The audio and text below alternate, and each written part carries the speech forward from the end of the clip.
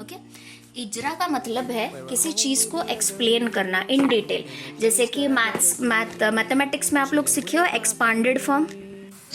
हाँ, जैसे कि अभी मुझे 254 को एक्सपांड करना है तो 200 प्लस 50 प्लस 4 ऐसे करते हैं ना, तो ये एक्सपांडेड फॉर्म है। तो इसमें हम एक्सप्लेन करते हैं कि ये 200 की वैल्यू है, या फिर 50 की वैल्यू टेंस में आती है या वंस में आती है।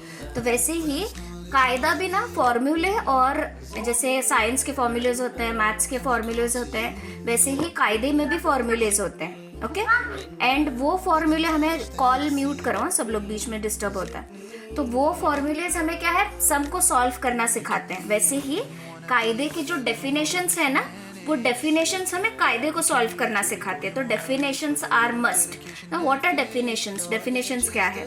जैसे कि हरकत की तख्ती हम लोग पढ़े थे कि जबर जेर पेश को हरकत कहते हैं। हरकत वाले हुर्फ को जल्दी पढ़ेंगे, तो हरकत का फॉर्मूला है जल्दी पढ़ना।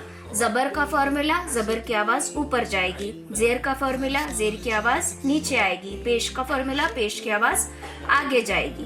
तो इसको हमें एक्सप्लेन किस तरीके से करना है, आप समझो तुम्हारे पास आया एक वर्ड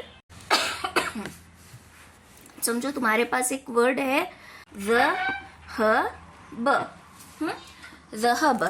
तो दाल के ऊपर क्या है? जबर है। हा के ऊपर क्या है? बा के ऊपर क्या है? जबर है। अब अगर मैं आप लोगों को बोली कि इसको एक्सप्लेन करो, इसका इजरा करो, या फिर इसका कायदा एक्सप्लेन करो, तो आप लोगों को क्या करना है? पहले आप पूरा वर्ड पढ़ेंगे ज़हब। फिर आप बोलेंगे जाल के ऊपर जबर है, हरकत है, बिना खींचे जल्द पढ़ेंगे। हा के ऊपर जबर है, हरकत है, बिना खींचे जल्द पढ़ेंगे। बा के ऊपर जबर है, हरकत है, बिना खींचे जल्द पढ़ेंगे। या फिर अगर आप शॉर्टकट में भी बोलना चाहते हो तो भी ओके।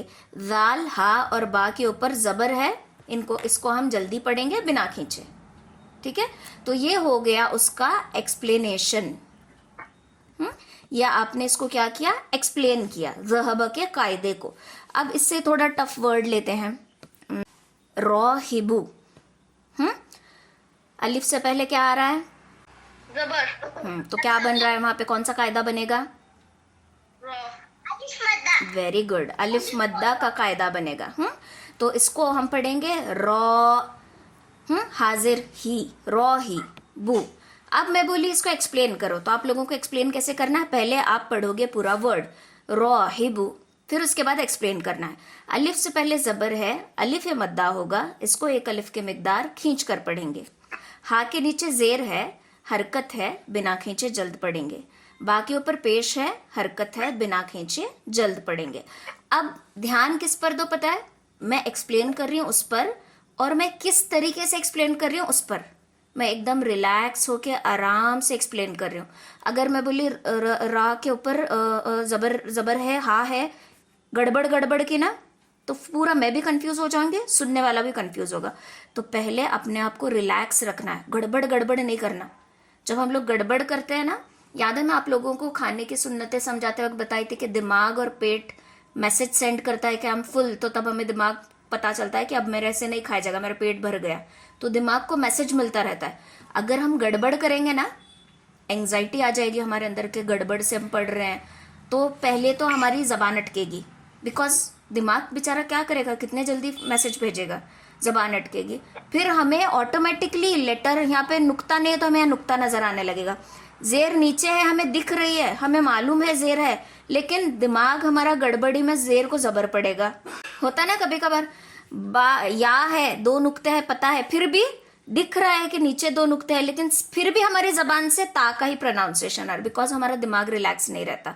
तो एकदम रिलैक्स होके एक्सप्लेन कर, एक्सप्लेन ही नहीं, कुछ भी पढ़ना है तो घई घई नहीं करना, एकदम गड़बड़ गड़बड़ करेंगे, हरारत करके हरारत सिंह बन जाएगा ना, तो फिर दो सिंह आ जाएंगे सिर पे तुम्हारे, पढ़ने को ही नहीं आएगा।